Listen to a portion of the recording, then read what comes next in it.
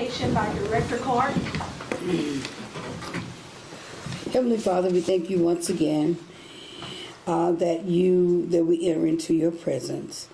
Dear Lord, we come asking that you would direct our hearts and minds, that the decisions that we make for the City of Hope, dear Lord, will be pleasing to you, so that it might bring about the peace that you yourself enjoy, and then, dear Lord, that we may take part in.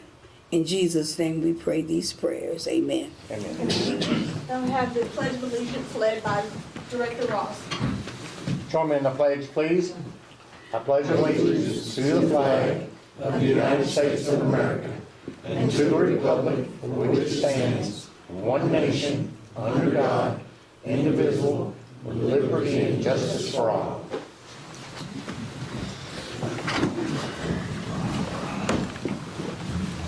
Will the directors please review the minutes of March 7th?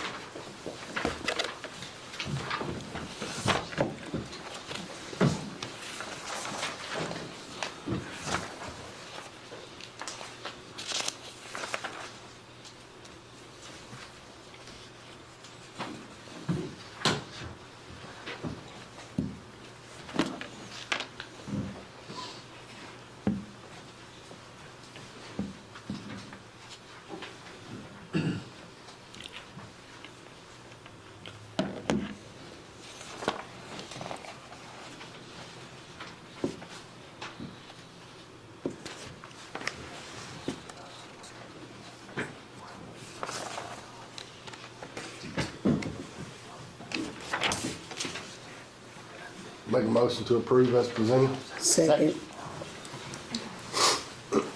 We have a motion and a second to accept the minutes as presented. All in favor? Aye. Any opposed?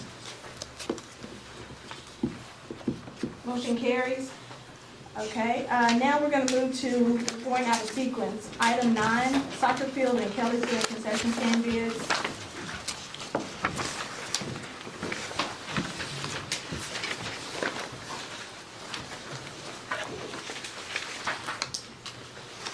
Yes, ma'am. Just to let the board know, on March 16th, we opened the bids for the Kelly Fields concession stand and the soccer field concession stand. There in your packet, you'll see the bids. Kelly's Field, Miss Arnetta Bradford, for a 3-year term, has bid $500. And she was the only bid for the Kelly concession stand. The soccer field concession stand, we had 2 bids, one from Miss Arnetta Bradford for the same amount for 3 years, $500 each year, and from Mr. Edmundo Dominguez, and you can see the bids there were $150 for 2023, $175 for 2024, and $200 for 2025.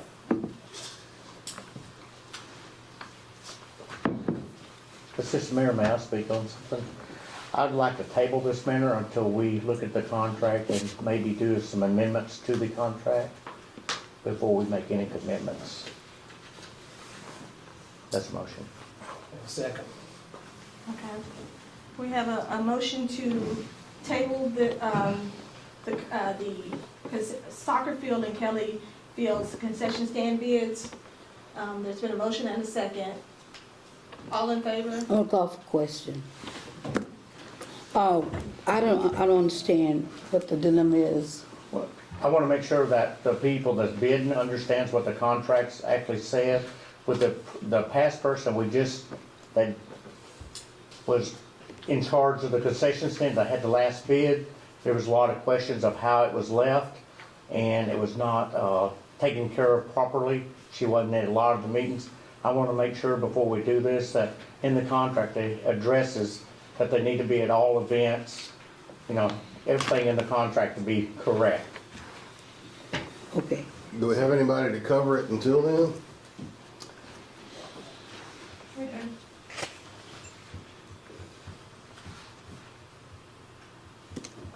Okay, we have a motion and a second on the floor. All in favor? Aye. Any opposed?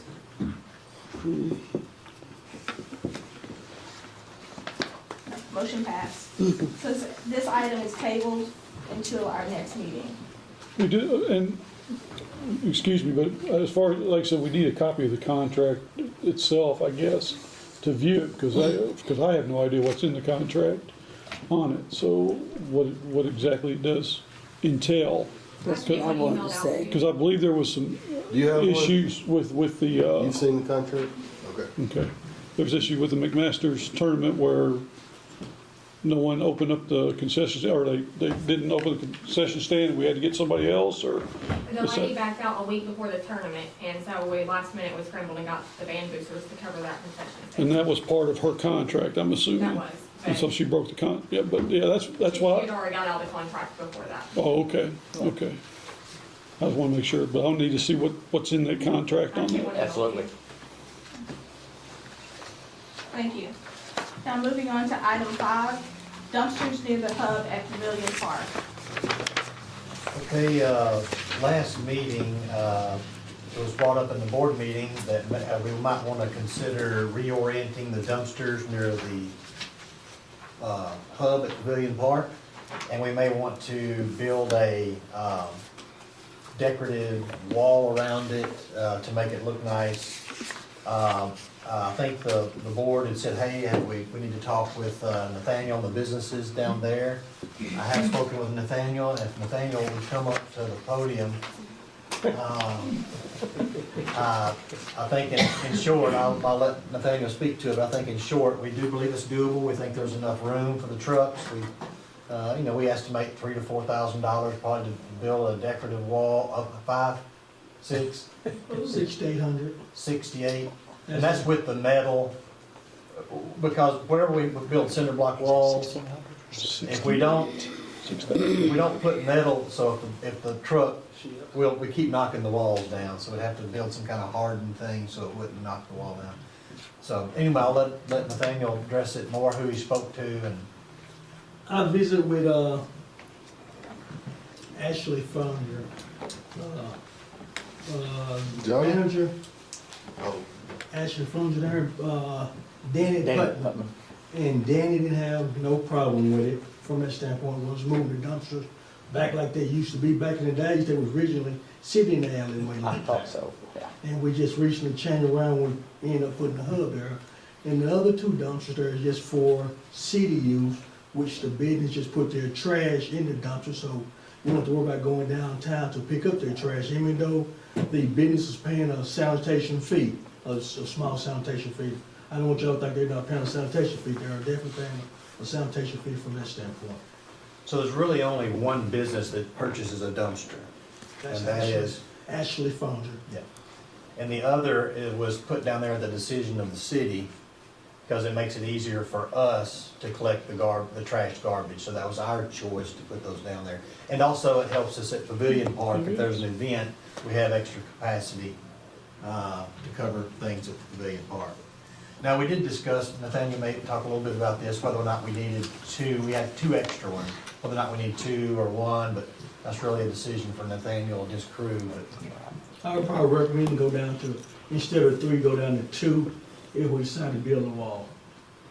If y'all want to change them around. If you don't, still want to change it around, we can still go down to 2, from that standpoint. And we have had, illegal dumping there. This may help us with that problem. I don't know. That is what it is. Yeah. The only question is, if we build that wall, could we build it to hold 3? That way, when we do have big events, we could Okay. add a 3rd? Yes, that's the price. That makes sense. Right now with 3 containers right now, $6,000 to $800, turnkey job, material labor, paint it up. We want to do anything. 1,600. Oh, 60. 1,600? 68, 68. That's what I thought I heard, yeah. And that's just one, we haven't actually asked for quotes. I think that was just one That's quote. Mr. Bailey, he normally do work when we knocked the one down at the church, and I just thought it was no more further, just asked Mr. Bailey to give us a quote. So- Of course, I can always go back and get some more quotes if we decide to go with it. So it still fit 3 dumpsters if needed? Yes. Okay. Yeah. Thank you. And it won't affect the parking at all down there, from that standpoint. I guess the only thing that would probably worry me if we decide to build that wall right there, even though those are city parking lots, we might need to consider thinking about going behind the pocket park, the pocket park downtown beside Western Auto. And put one right there. I mean, I don't know, we might, could catch some Good flack about idea. that. But it is something that we might need to. Yeah. Yeah, consider that's what looking I at. was thinking about, if we're doing it at one location, and So we got the pocket, we got downtown, the pocket park, and we also got the one right there at, Waste Division by the train depot in that alleyway right there. So we got that, that's also city parking right there on city property. The one concern I had from, Paul Wilson was just, his only concern with doing that wall was the 18-wheelers being able to make that right-hand turn to deliver to their store. That, I mean, as long as we don't shorten that corner, We shouldn't short the corner. We'll still have that was the only thing he was concerned about, is being able to get his trucks around that corner, making that right-hand turn right there. We're not gonna short it The out. thing is, there's still somewhat pieces of curb where it used to be. Yes, Yeah. we're gonna take a little of that out. Yeah, so the footprint is still there Yes. where it used to be. Yes. So it's really just a decision if the board wants us to move forward, or if you don't want us to move forward and you wanna hold off and wait, think about it longer. It's really just y'all's decision what you want us to do. Well, my personal opinion would be, let's see what 3 bids would look like. You know, And it's, it's not in the budget this year, but we could still do it if you want us to do it, and we could, and let me kind of address why I come to the board with this. When people has events at the hub and stuff, the visual, especially if it's a food or when the Downtown Network has their annual dinner down there, it's just, especially if they're full. Now, they're not always full, but when they are full and everything, it's just the visual, and it would look much nicer from the highway and from Elm Street, but they would not be seen. My question is, I guess to Randy or whoever, do we need to take bids on that, or can we move forward with the 6,800? Do we need to take bids? I don't think you would, unless Okay, you have other reasons not to bid it. I don't know that you'd have to have an ordinance saying there's other reasons, emergency situations. And I don't think that would apply here. I don't think that would. So under our current city law, it's not really a sealed bid, it's just quotes. Okay. If we're above 2,500 to 10,000, in fact, we don't even need written quotes, we can get 3 verbal Yeah, quotes. that's correct. It's not a Okay. bid. Quotes. Yeah, Just a that's- quote. okay, Yeah, And I'm pretty sure I get probably another quote from Mr. Hill up in Nashville. Tim Hill, he did work for us out. Right. So I know those 2 guys that do written about the third one, I don't know, but I'll try to do my best if y'all Yeah. want to go forward with that. And this amount's released within my authority to do. okay. It doesn't really have to come back before the board unless you just want it to. well, just my only concern is that the other locations as well. If it's concerned about beautification, then we have visitors who are at the other locations or who may partake of, visit through, what's that, in back of, Western Division. Auto. Yes, Division. that is. Well, the only bad thing about those 2 is if you put a wall around, you never can hide your dumpster because you're gonna see it on Division. Regardless if you go down Second, you still gonna see it on Second from that standpoint. So we never could hide those dumpsters, Right. put a wall around Yeah. it. But at the hub, you can put a wall around the hubs, you never see those dumpsters. Are you the one doing, in Western Auto, you would not see from the pocket park, but you would see from the other side. Yeah, from each division, Correct. yes, the one that you were quoted, is that for 3 sides? yes. 3 sides, steel pole, so hopefully the driver wouldn't knock the wall down. Right. And stuff like that. Trying to fix it better so we can, secure it much better, so we won't keep replacing the wall. I mean, I guess 3 is better than 2, but I'm just, and that other side to the south side wouldn't be a must if it becomes a financial deal, but. The only thing I think is that third side would be more sturdy. If you did just the north side and the west side, you wouldn't be, that back wall would have a tendency, or somebody could push it over. Leave that up to you. If you put, It's also more Put the limited. poles in there, You're not they won't do you're it not one gonna time. ever Expand it at that point. That's true, that's true. You know, if the board wanted, we could do this one project and then maybe see how it goes. Then we could consider other places downtown that you may want to do in our budget. And the other thing we might want to consider, like in the small pocket park, instead of a big dumpster, it's kind of overwhelming, we could maybe do the decorative, like trash cans, a couple of, like the red trash cans we have on the stands. We could consider something decorative that may brighten up the pocket park or something like that. good idea. We got some money in beautification, don't we? Now, and downtown, well, I could also, in downtown, purchase most of those trash cans downtown. I think we move forward with, Quotes. yeah, with quotes. Let's try to get some quotes and get that to you, Joe. All right. Thank you. Any more questions? So we're all in favor of proceeding? Yes. Okay. And we'll Where you bring it going? back to the board before we move forward, actually. You got the next one, too? Number 6, surplus declaration of the sanitation truck, 2004. Yes, ma'am, the Hope Sanitation Department desires to remove a 2004 Dodge Ram pickup. You see the VIN number and license number there in your packet. The unit has 225,851 miles. It has a motor problem now. It would cost, we at least have to replace with a used motor if we wanted to continue to use this truck. We just believe it's not that feasible to do at this juncture, and we just need to probably put this on our surplus and get it out of our fleet. And staff just recommends that, and we just ask the board to declare that vehicle surplus and allow us either to sell it online, but that's the first thing we try to do. If no one bids on it, we would scrap the truck at a scrap. These costs in repair and upkeep, that's over the life of the truck? Yes. I'm sorry, go ahead.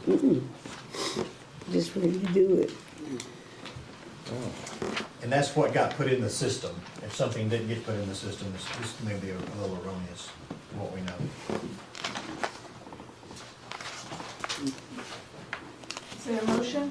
So move. Second, It has been moved and seconded that we declare the 2004 Dodge Ram truck as surplus. All in favor? Any opposed? Motion carries. Item 7, consider proposed ordinance rezoning request. Want to see Paul or Dorsey or Valicia, I'll do my best to do this. We had, there's Rainbow Challenges, as you know, a few weeks ago, y'all, we finished the annexation of the property into the city of Hope. And now we need to rezone that for their purposes, and it's been determined that it needs to go from R1 to R2. And so we're asking, this was approved by the Planning and Zoning Commission. I believe it was unanimous. Yes, it was. It was a unanimous decision by the people present Monday. And they're recommending this, and we're bringing this to the board for its final approval to be rezoned from R1 to R2, that very specific place. There is I believe there's an ordinance that would need to be read. Is there a representative from Rainbow Challenges here? She's in flight home. We're ready. Ready? This is an ordinance to rezone part of the southwest quarter of the northwest quarter, section 10, township 13 south, range 24 west of the city of Hope, Arkansas, and for other purposes, whereas after due notice is required by law, the Planning and Zoning Commission of the city of Hope, Arkansas, at the time and place mentioned in the notice and in the public hearing, heard all persons desiring to be heard on the question, and whereas after said hearing, the Planning and Zoning Commission of the city of Hope, Arkansas voted to recommend that said rezoning be granted, and whereas the Board of Directors of the city of Hope, Arkansas has determined that a rezoning of said property from the current classification of R1 to the new classification of R2 would be appropriate.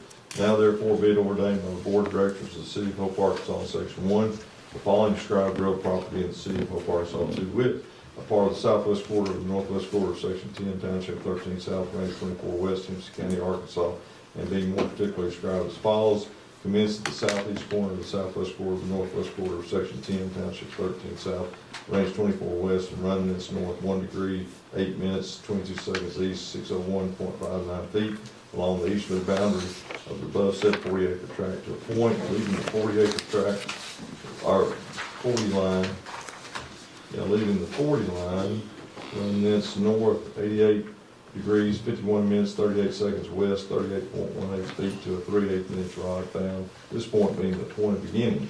Run thence south 68 degrees, 10 minutes, 0 seconds west, 390.84 feet to a 3/8 inch rod found on the northeasterly right-of-way of County Road number 3, also known as the Hope Pratt Patmos Road.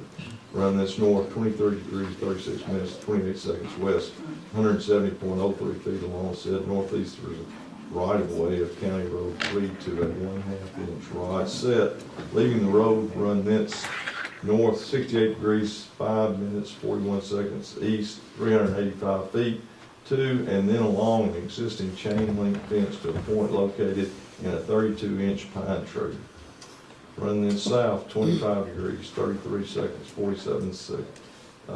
33 minutes, 47 seconds east, 170.79 feet back to the point of beginning containing 1.712 acres more or less. It is hereby rezoned from its current zoning classification of R1 to the new zoning classification of R2, and the zoning map of the City of Hope, Arkansas shall be amended to reflect said changes. Section 2, all ordinances in conflict herewith be and the same are hereby repealed. Section 3, it being determined by the Board of Directors of the City of Hope, Arkansas, that this ordinance is necessary for the public convenience, health, safety, and welfare, an emergency is hereby declared to exist, and this ordinance shall take effect and be in full force from and after its passage into court. We've heard the reading of the ordinance. Is there a motion to suspend rules? So moved. Second.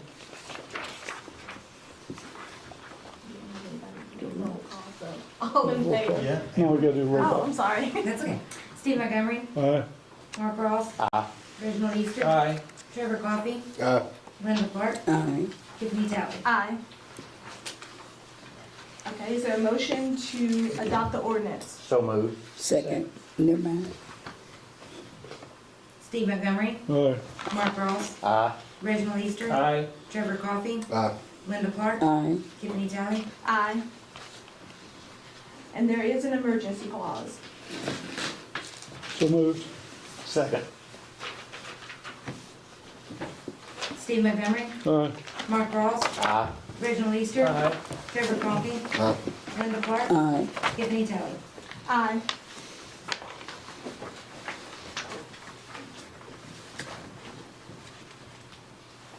We're looking forward to that development and helping those who have challenges and being more independent, serving that need in the community.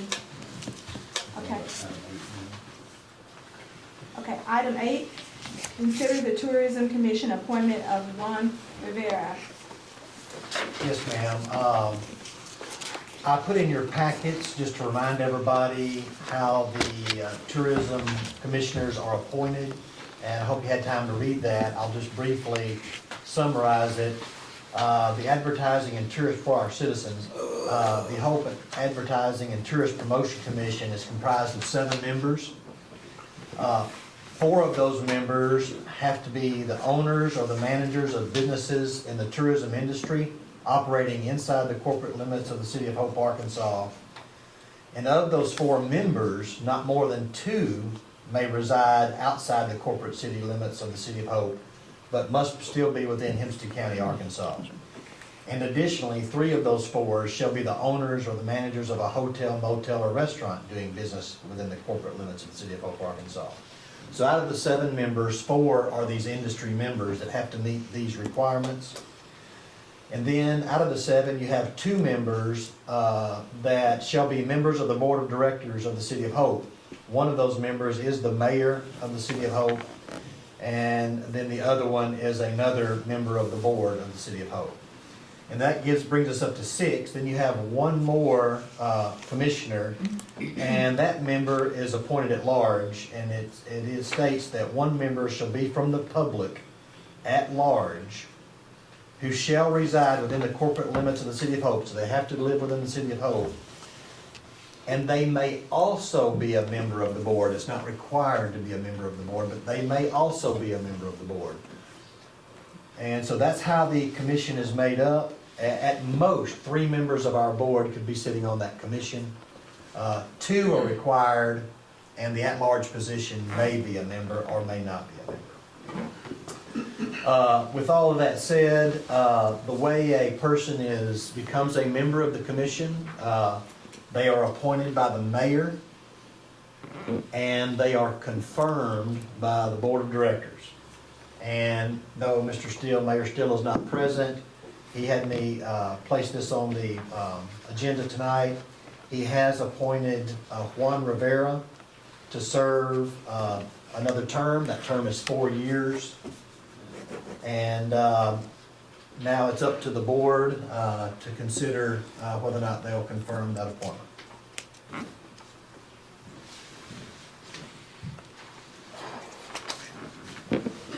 Make a motion to approve the appointment. Second. Okay, we have the motion and a second. All in favor to confirm the appointment of Mr. Juan Rivera to the Tourism Commission? Say aye. Any opposed? We thank Mr. Rivera for his service. Agenda item 10 is the February financial report. Yes, ma'am. I'll ask Cindy to come to the podium. Cindy is our Director of Finance here at the City of Hope. And we have prepared your statement of revenue and expenditures for the month of February. And so in the first column, you'll see the current period for February. In the second column of your numbers, you'll see January and February together. And then in the third column, you'll see the annual budgeted amount for the year. And in the fourth column, you'll see the percentage of that budget we've used so far. And with that said, maybe the best way to do that is just go page to page and let the board ask you if they have any questions about that page. It may be the easiest way to do it. But I'll turn it over to Cindy. Yeah, that's probably the easiest way if y'all have questions on, because it's still real early in the year. If you have questions on page 1. 4250. That Act 1256 court call. Okay. Were we in the negative? I mean, we go to February's more than year to date. Right, remember that was the account that January we had a negative number in. Okay, I didn't remember, so that's why I needed to ask you. Yes. Yeah. Thank you. It's just because of the way that we received it and paid the bill. Gotcha. We're gonna get, it's a roughly $7,000 a month, so we're gonna get a certain amount a year regardless. But it's just the way that the county pays us, all of that 1256, and then we remit all of it, but like 14,000 back to the state, and we give the county back 6,000 and something, and we keep the remaining. So it's always a set amount that we keep, but it's just the way the months. Okay. go. Miss Cindy, on the 4280, is that physical security from officers and stuff like that, or is that security from technology? No, it's security, like, yeah, for police. It's for security at like high school games, and it's also if someone written the Coliseum requires security. Well- It includes that. I see we've already used 40% of it. Well, that's income. We'll say it's revenue. Oh, that's right, you're right, okay, yes.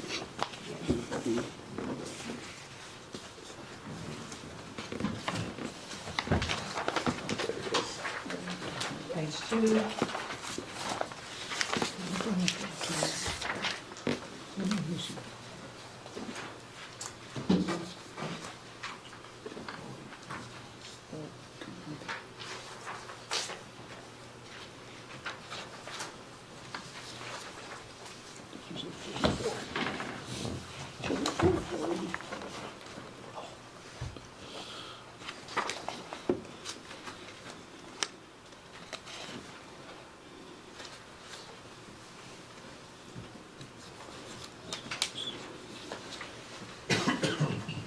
page 3.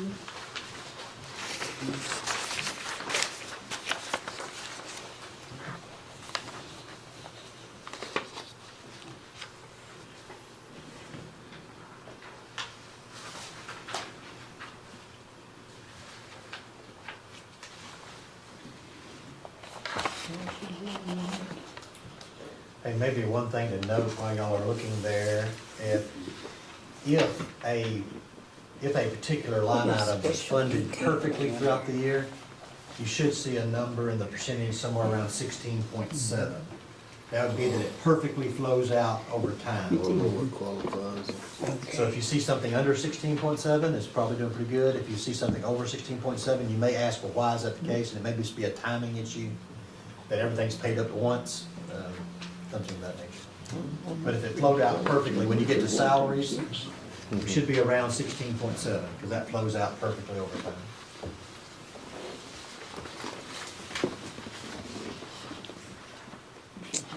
All under the total.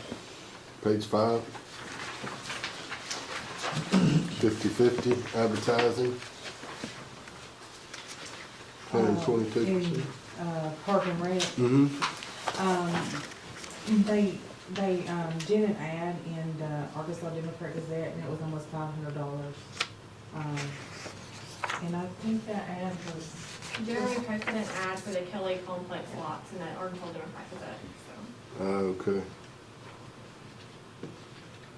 So, I mean, that's in supervision, an ad to get bids, right? Yes, it was just under advertising, it's our only advertising line.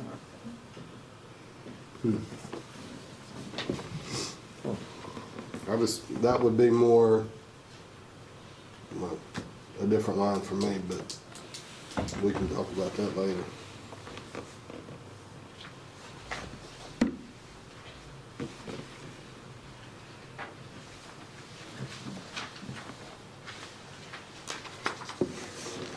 page 6.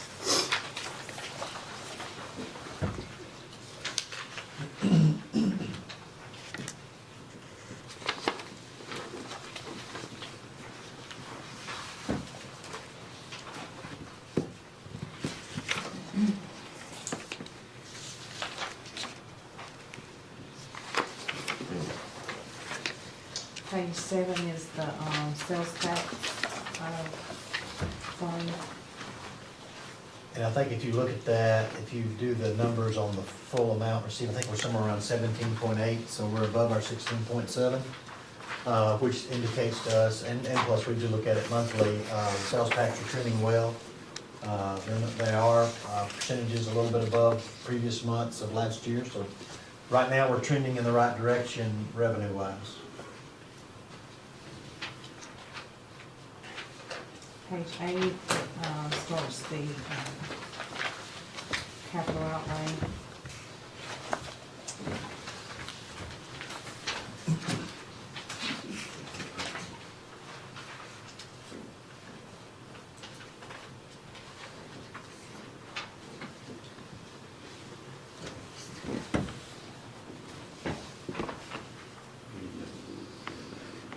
Page 10. Is there any reason, on 5160, I'm sorry, utilities, airport maintenance, that it's running ahead? The only thing that's in that GL is Hope Water Line and Summit, the gas company. So it's just, That's for inside the hangar? all the electric there, it's several bills, but the hangars in the office and then. I just didn't, I didn't know what else would be heating. Well, You may want to remember Summit actually had an overcharged in the early months, and they're giving people credit. yeah. I don't know, have we seen any credits come through yet?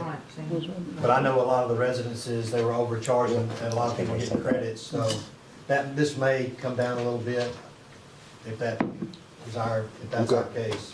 Yeah, they overcharged my parents $187. So I think everybody needs to check.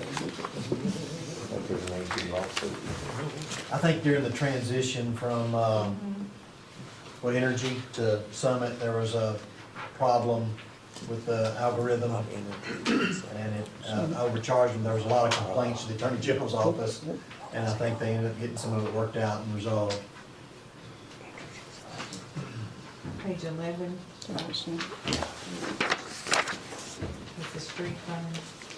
On that 5930 on the workman's comp, is that a partial payment or is that? That's for the whole year. Okay, that's what I was Yeah. thinking, so it came in under, right? One-time payment. Good. All of our workers' comps are under, so and sometimes we don't know exactly when we do this, what our workman comp bill's gonna be. We don't find out until after the budget is done. So, we're taking we're guessing. Sure. Yeah. Well, I mean, you got last year's to go off of. Yes, but- sir. Right. And that does change based on some kind of experience. Yeah, that's a good sign. Our insurance person, Amber, may can fill us in on the algorithm for that, I don't know, but I'm just, don't want me to put you on the spot. I'm not sure of the algorithm.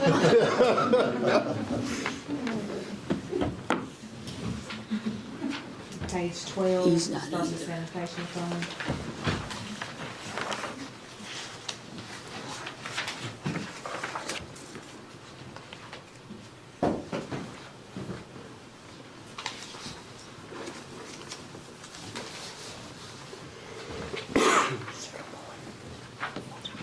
Page 13.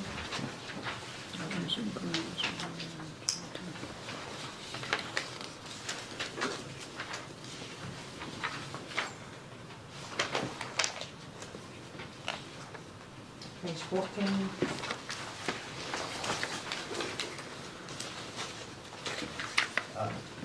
I would like to say on page 11, nobody asked us about the 2,733% markup. But that was a markup of revenue. That's a really good thing. That's the Timber Creek.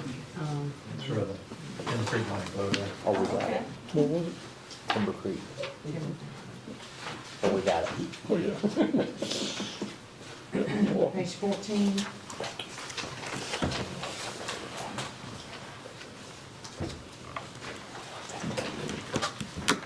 Page 15, starts the wastewater. Yeah, so I guess just 5550 and then the buy 5503.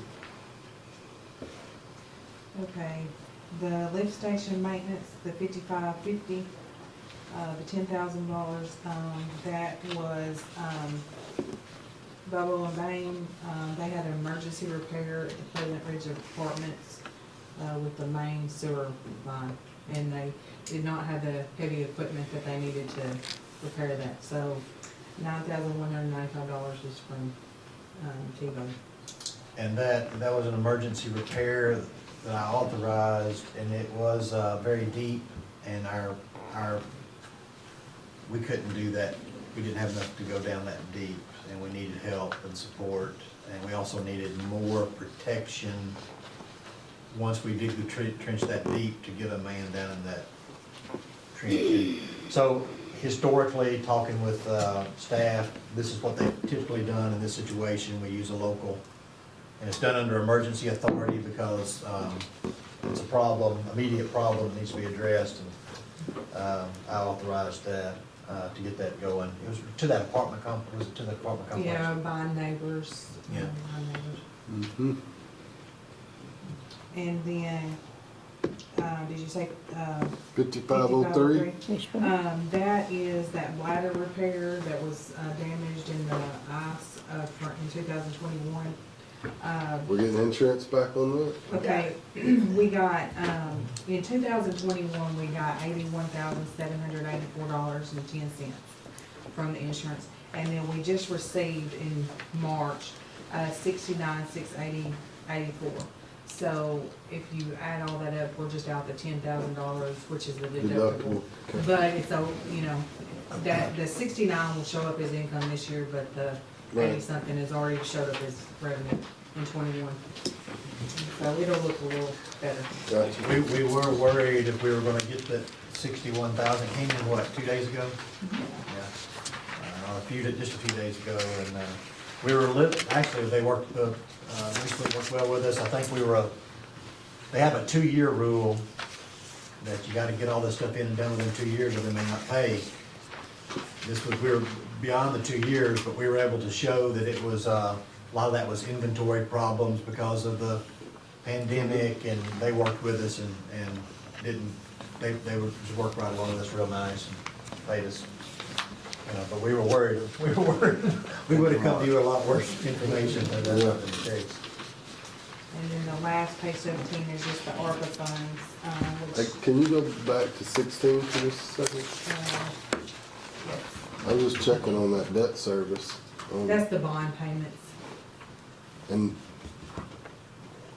yeah, so we paid 54,000 in February, but we're trying to get to, that, 4 million, well, That 4 we've paid million, I think. 2% of it, 32 all million. we're paying right now is the bond payment, Remember that 4 million and debt The- service was anticipating Us getting, us getting those projects through AR&D, which there didn't come through. okay, that's, So we don't know what no foul, we won't get any money, but we won't spend any money. right? yeah, okay. I So I just, think we'll just. I have knew bond that- payments. we weren't gonna reach 4.6 million at That's that right. rate. 50,000 No, a in month. fact, if you really wanna know what the budget would be now without those projects, you're probably looking more at around 1.4. Is that correct? You can look at what the revenues come in and you can see.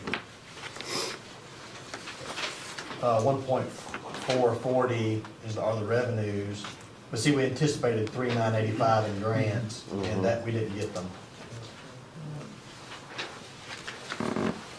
Gotcha. And page 17 is just the ARPA funds, which y'all are having in right now, just the interest. And I'll admit to y'all, that may not have been the best way to budget that, the way I did budget it, because it made sense to me, but that may not have been the best way to do it, but hopefully we can explain it, and now you know that 4 million is not gonna be our true budget number. Thank you for your hard work, Cindy. Cindy does a great job, I'll take time to brag on her if I may, and Amber is right there alongside her, doing our HR and insurance, and they work well together, and, I'd like to thank both of them, they do a great job. Now, item 11, city manager's report. Yes, ma'am, I'll try to go through this pretty quickly. I just wanted you to know that the last board meeting, y'all listened to the tabulation of bids for the LED lighting project. Of course, that was more of just an informational deal for the board here. The Tourism Commission's one that really had to approve it. And if you recall, the bids came in $29,900, a little too high. But the Tourism Commission agreed to make up that difference, and so we're moving ahead. We've notified Jeremy Stone, Harston Associates, that we want to move forward that project, and we are in the process of getting the contract signed. We'll have a pre-construction conference, and then we'll get started on the project, and we'll keep the board up to date. We'll keep Tourism Commission up to date. Summer will do that, and so we're off the ground with this, and our commitment to you, our best efforts, and we've made it very clear that if they cannot get this done, if those lights up and working before the Watermelon Festival, we will stage everything on site, have it ready to go, and they won't be able to start until after the Watermelon Festival. So either they can commit to us, they'll get it all up and running before, or they have to wait until after. And if we get caught in the middle, I just wanted to make that clear. We've made that clear with the engineer, we made it clear with the contractor. Secondly, I wanted you to know that last week y'all brought to me some concerns about Northside Park. We've already dug out that bad area of the asphalt. I don't know if you've seen it there by the Northside Park Community Center. We're bringing in asphalt, I think, next week.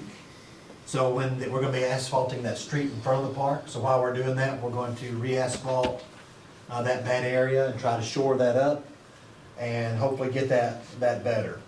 Also, Kenneth Harville and I went to that drainage area problem by the pavilion there at Northside Park. We believe that is correctable. We have a plan to correct that. I'm asking for your patience. We've got to do it when it's dry, because we're gonna be backing in a truck with some dirt. We're gonna be bringing in an excavator. We're gonna be shaping that ground, and we don't wanna do, and just track it up worse with our equipment out there. But our commitment is to you, that's on our list to do. And we'll do our best to get that water draining the best way it can. We think also we'll have to cut that little sidewalk that runs from the parking lot to the pavilion. We'll cut a trench in it and lay a overlay grate on it so you can still walk across it, but it'll allow water that may wanna flow that direction to flow through that. Right now it's kinda damming up there and to flow through, and we'll make sure we, grade the ground there a little bit enough to get enough runoff to go past the, playground equipment and on out to where the natural drainage is of the park. So I think, we're fairly confident we can do that, and if we need help, our city engineer, Jeremy Stone, will be glad to help us. Number 4, I want you to know that one of the next big projects you're all gonna have to consider upcoming is a wastewater project.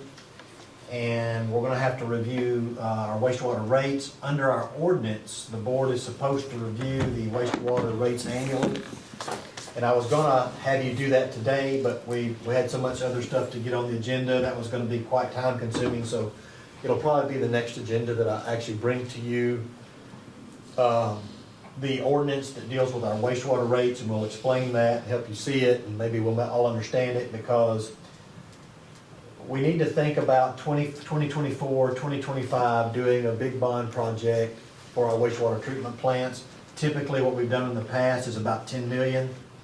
I think we can do up to $10 million that are considered bank qualified bonds, and that if we go over that, they may not be considered bank qualified. But typically, that's what the city has done.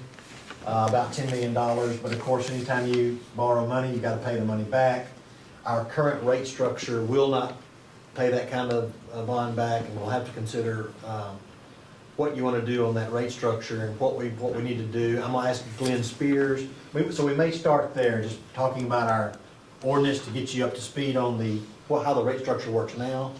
I'm gonna ask Glenn Spears to come in and talk to you about our future needs of the wastewater system.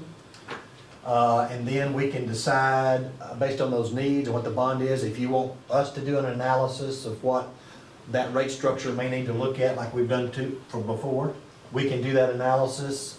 Or if you would rather us hire a company to do that analysis, we'd be glad to do that too. How much was the last bond that y'all did through wastewater? We do around 10 million when we do these. We do them about every 10 to 15 years, something like that. And the last one we did some, but we also refinanced some. So I think, But you said our current rate structure wouldn't support that at this point. our current rate structure would add another bond issue. We're barely struggling to keep To up make this with our- payment. We're barely struggling to keep up with Right, what we're that's doing now. Okay. So if y'all took on another bond project, no way the current revenues would pay for it. Gotcha. Yeah, that's what I'm trying to say. Interest rates, so that's interest rates are up, so- And I'm thinking, and probably 2024, maybe 2025. We just need to think about this now. It's gonna be a long discussion to get everybody's mind wrapped around it. And then, but I think by 2024, 2025, the board really needs to consider, because the needs are mounting, and we don't operate this just the way we want to. We're very much regulated by EPA and ADEQ, and a lot of that, we don't have any choice but to make sure we maintain this in a manner that keeps us in compliance with the rules. Just to make sure I understand this, currently, when we refinanced, the interest rates were so low, we were able to do it. Right now, with the high interest rates, Right. to borrow that money now, to cover what we're covering now, it's just not gonna do it. So again, then that's something we have to take a look at as far as the rate structure that we bill for sewage usage as well, so. And there are public finance companies that'll come in and give you a presentation. Stevens, I think, would come in and talk to you about that. I talked with Raymond James, Cruz and Associates. There's a lot of companies that do public financing would probably come and give you a really good idea of what it may take. We could bring those companies in, as you think about it, just for information. But When's the payoff on our current bonds? Anybody remember? 2043 is the last one, and one is in like 2030 something, 20, but 2043 I think is the farthest one out. Got it. Yeah. Thank you. And that's the bonds related to wastewater, not the bonds related to landfill. We have bonds related to landfill too. I won't be here then.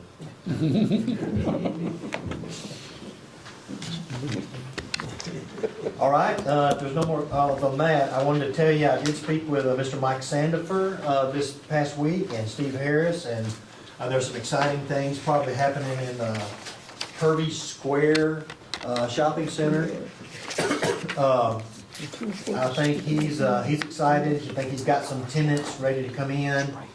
He's proposing doing some upgrades and of that nature, and he was talking with the city about some ways maybe we could partner on certain drainage issues that he saw, and Kenneth and I went and looked at some of those, something that we could do ourselves, and so obviously we want to do everything we can to, in our rights of way, to make sure the drainage works as well as it can.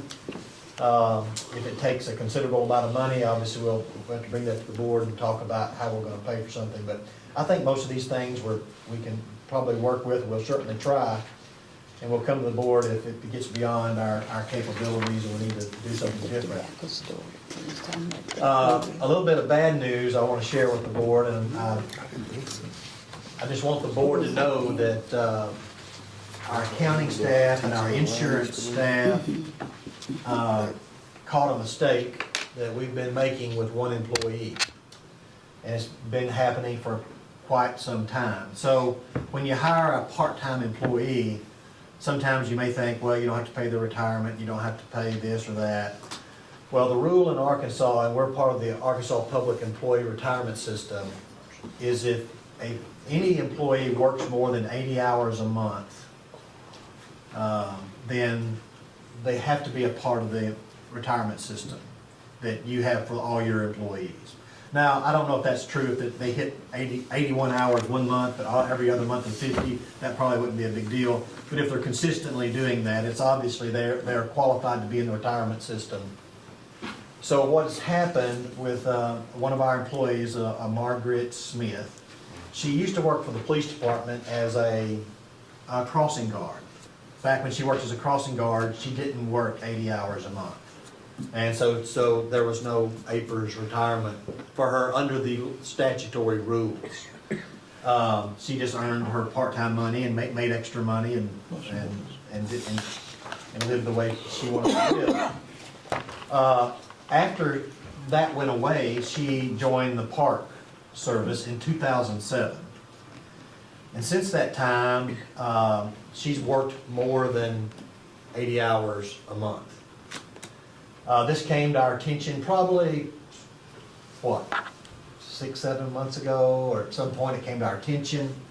So since that time, we've been struggling to figure out, well, how far are we, how far behind are we, what do we owe, how do we get this corrected in the APERS system, and we finally think we know how to get this corrected. Some of this had involved, we have a new computer system that only had parts of the records in it. We had to pull an old computer system to pull up old records. We couldn't use that old computer system. We had to bring back a former employee to help us use the old system. But with all that work, with Debbie coming back to help us, and Cindy working hard on the system, and Amber calling APERS and figuring out all the rules, we finally think we know how to solve the problem, but it's going to cost. We think we're probably in the $40,000 range that we're going to have to pay to bring this up to cover her from 2007 to the current date. And that's not an exact number. We have our calculations, what we think is correct. I can't even solve the problem now. I can't start paying the retirement system now. We tried to do that. I said, hey, once I found out about it, I said, hey, let's just start paying now. We'll worry about the past. We'll get that figured out. But APERS would not let us do that. We have to have their beginning date on their beginning date. So now that we've got this all worked out, we can go into the computer system now, go back to 2007, log her in, put whatever has to go in that system, and we're gonna have this estimate of what we owe. And as you know, 2005, the retirement system became a mandatory contribution. Before 2005, there wasn't mandatory contribution. After 2005, the city pays 15.32% now. They haven't always done that. We calculated those different rates. Cindy's calculated, not we. Cindy's calculated those different rates, and we know the different rates throughout history. But it's 15.32% today. And also, when the city withholds their part, they have to withhold the 5%. So we're on the hook, back to 2007, for the employee's portion of the 5%. Now, we can collect from the employee, however you want to collect. We don't know if that's the best thing to do since we've made the mistake. I don't know if the employee could, the employee's portion is somewhere close to $10,000. The city's portion is somewhere close to $30,000. It's a close to $40,000 settlement to get this all corrected. And this will put Ms. Smith, it'll make her whole. It'll make sure that we follow the law. And we'll get this problem that happened, and it'll get it corrected. That's the right thing to do, that's the legal thing to do, it's the moral thing to do. It's bad news for the board and the $40,000 because it's not budgeted. And what you would see in your report, once we do this, is you'll see that part-time salary line item that's in this report and the parks. You'll see this way over budget for the rest of this year until we hit next year, and so you'll just need to know that. I don't think it's really, I don't want to let the board know, I don't think it's really something the board votes on. I mean, I got to do it. We just got to do it. It's legally, we have to do it. But I did want you to know this. I wanted to be upfront with you. I wanted you to hear it from me. And if you have any questions, Cindy's here, Amber's here, they're the experts that's been working hard, trying to figure this out. And so I'll if y'all have any questions on this. Mine would just be, is there any steps that the city needs to take to prevent it from happening again? Well, so talk to, Amber may want to talk to this. We're really watch close our insurance programs now. In fact, we're working on some other insurance programs where we think we have some problems we're trying to work through. But Amber, what you want you to tell them? Well, generally now when I enroll, I'll ask the department head, even if it's part-time, how many hours. And if we're even gonna be remotely close, we'll go ahead and enroll them. And Cindy's gonna watch our time sheets come through, and if we see a part-time employee starting to get out of hand, we're either gonna talk to the department head and say, department head, you can't do that, you can't let them work this. So if, say it happened 1 month, we could just, hey, department head, you can't do that. Or we all come to an agreement is, no, we need that many hours, then we're gonna have to pay it, we're gonna have to pay the retirement system. So I think it'd just be probably a decision on my part to hire and to do that within the board's directive budget, but I think that's how we plan to keep an eye on it. Sounds like we're lucky we didn't have more than one. Well, and this is, we don't have many part-time, and we don't have to do this with seasonal part-time. If you're seasonal part-time, right, this doesn't apply. So let's say we hire a lifeguard. If they work more than 80 hours, that's okay because they're a seasonal employee. They're not part of the retirement system. But a regular, permanent, part-time employee, this is what this applies to. And so we only have a few of those. That do. Yep. Yeah, do what you have to do Okay. to make it right. And so you'll see this number jump up at some point, and hopefully we've explained it. And Randy, do you have anything you want to say? I don't think that's, I don't have to do it. It's not a question. Hey, on the good news side is Southern Bakeries, and Nathaniel, you want to come back to the podium real quick and just tell them what we're doing with Southern Bakeries? East. No, East Bakeries. Company. Is that what they're- East Baking Company. East Baking East Company. Baking Let's Company. change that. Probably around about 2 weeks ago, I spoke with Franklin Ingersoll about sanitation. For some reason, Waste Management was out there picking up their trash, charging like $10,000 to $12,000 a month. So they trying to figure out how you can save. And at first, back in the day, they used to have a box truck. They would take them to the landfill 3 times a week. They don't know how they got off track. So I come up with a solution. I said, well, Frankie, let us just sit you some dumpsters out there.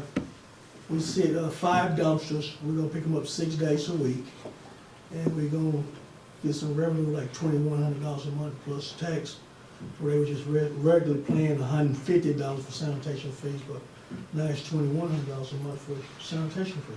But it's also saving them, they were paying 10,000 or so. to the 10,000 a month. So it's gonna save them a lot of money and make us, Make us, Dan's checking those numbers. We need it. I got paid $40,000. so win-win there. Yes. Win-win. That's how it's- Daniel worked hard on Find some that. more. Get back to work. Daniel has the solution to the problem. City sanitation's a whole lot cheaper. Nathaniel does have an advantage, along with Scott, they're in proprietary funds that make money for the city. Most of us, we spend taxpayer money, but they actually create their own money, so that's good. The other thing I wanted to let you know about, okay, so remember when Jordan Culver was here a few weeks ago from Garver? And he told y'all, you know, everything we've done to try to move forward on the runway safety project. And we finally ended up, $87,284 out of the money, and I think y'all approved for us to move forward because we can use our 2024 BIL money to pay ourselves back. So we're moving forward on that. But if you remember that night, he also had a work order number 2 that was over $100,000. And when they go over $100,000, the FAA requires that we get an independent fee estimate on that engineering's fee structure. So we did that, and I'm gonna give you just kind of some basic, let me pull it up here. So originally, Garver had quoted us for their bid phase and their construction phase, and that's finishing up the plans, going through the bidding, doing all the construction things that engineers do through the finish of the process. And this is for 2023. They wrote the bill of $139,900. This was the total cost of all engineering services for 2023. So because it went over $100,000, we did an independent fee estimate. I got with our city engineer, and he reached out to an engineer that does this, and there's also one that I think Garver had even mentioned to us, called McClellan Engineers. They did an independent fee estimate on that, and their independent fee estimate said they should be charging $126,075 as opposed to $139,900. So you can see the difference is $13,825. So when we sent that to Jordan, Jordan sat down and said, hey, you know, we're about 11% out of that independent fee estimate. The FAA doesn't really question us if we're within 10%. What I'd like to do is knock $2,000 off our estimate, we'll be within the 10% and move forward. I countered that with, I said, well, Jordan, I appreciate that, but, you know, here's yours, here's theirs, why don't we meet at least in the middle? And they eventually agreed to do that. So we were able to get them down, instead of $2,000, I was able to get them to come down $6,950. That would put us at a cost for engineering services at $132,950. So you had $139,900 was the original, the independent fee estimate was $126,075. Now we're at an agreement, and we're within the FAA rule and guideline at $132,950. And what did it cost to do the fee schedule? That's what I was wondering. I'm sorry? What did it cost for us to do the fee analysis? $3,500. Still I think it was $3,500. Still Still come out $3,000. ahead. Still came out a little ahead. Yeah. Not much ahead, a little ahead. I wanted y'all to know that, and I just wanted y'all to maybe give me the authority to sign this work order. It is a pretty significant amount of work. And I'd just like y'all to make a motion that we move forward with that amount. And if you authorize me to sign this work order, and I'll sign it, and we'll get it off to them, we'll get this going. Now, how much was it again? It'd be a total, if I sign the work order, it'd be for $132,950. And that's for to, Garver's Engineering Services for 2023 for our runway safety improvement project. And just for the public's notice, it has to do with drainage. Water is collecting on our runways, making it unsafe for the planes to land. We started this project, we did it in phases. We did phase 1, it was over $1 million to help the drainage. Now we're in phase 2. They recall it phase 1 now in their documents because they were able to tap into different kind of monies by renaming the project. And now we're looking at doing this phase, and this will really help us with the water on the runways. Get a motion?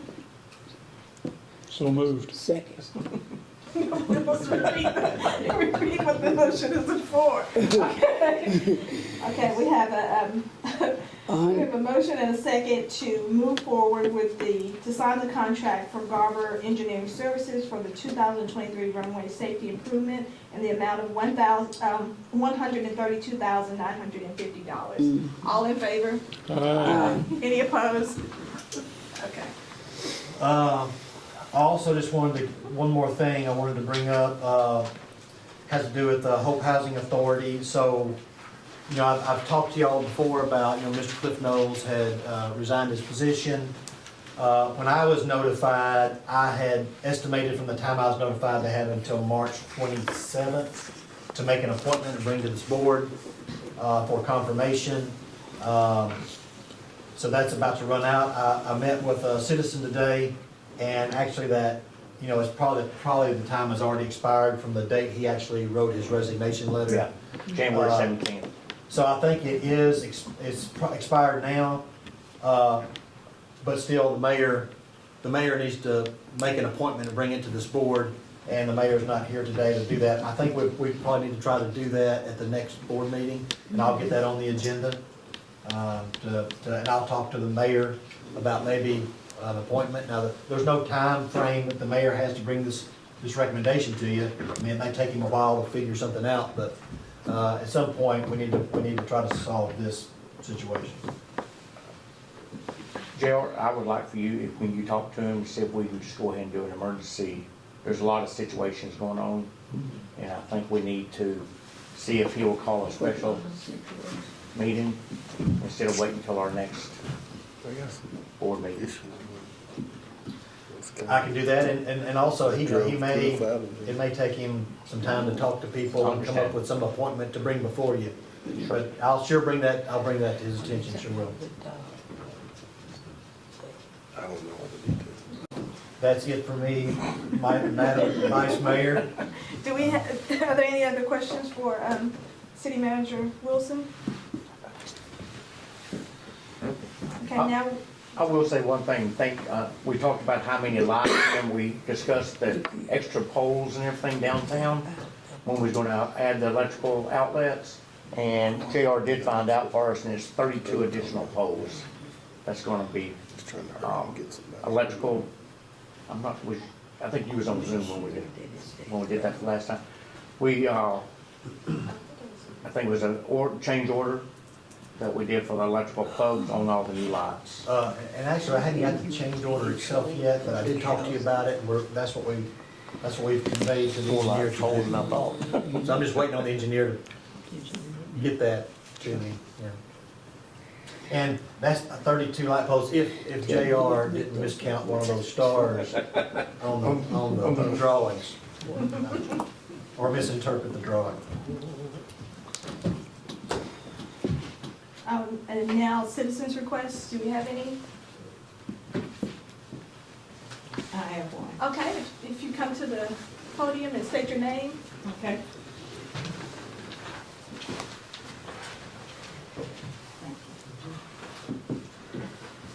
My name is Mary George, and I own the property on 606 North Walker Street. And I am here to ask the city if it is any way possible that they would help me with my drainage on my property. I have pictures where the water just sits there and it's not drained. Actually, I took this picture today, and this water sits here all the time. And back in sometime last year, I did contact Miss Talley, and she sent a guy out, and he dug the ditch, but it did not help. It's still the same.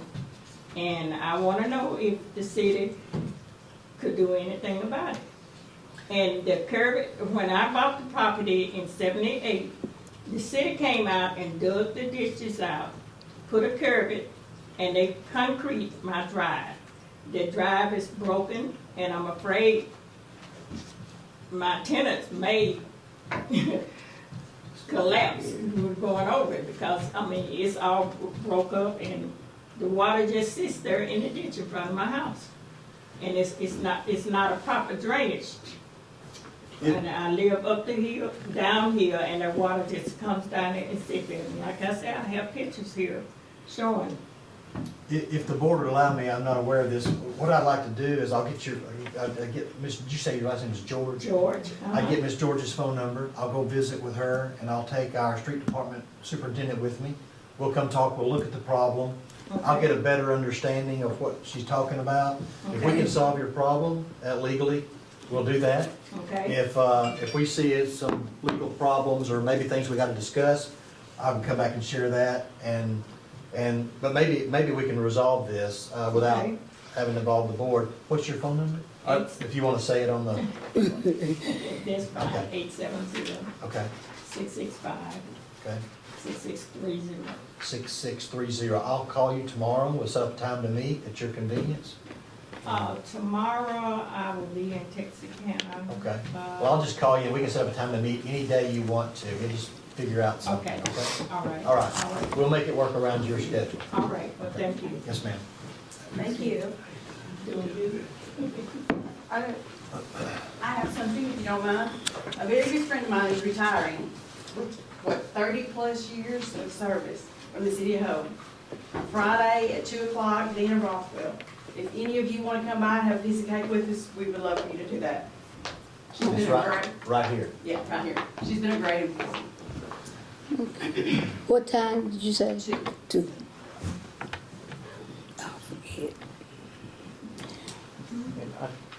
I have two things. On the citywide cleanup, I've got 17 groups that's gonna meet at the hub that day.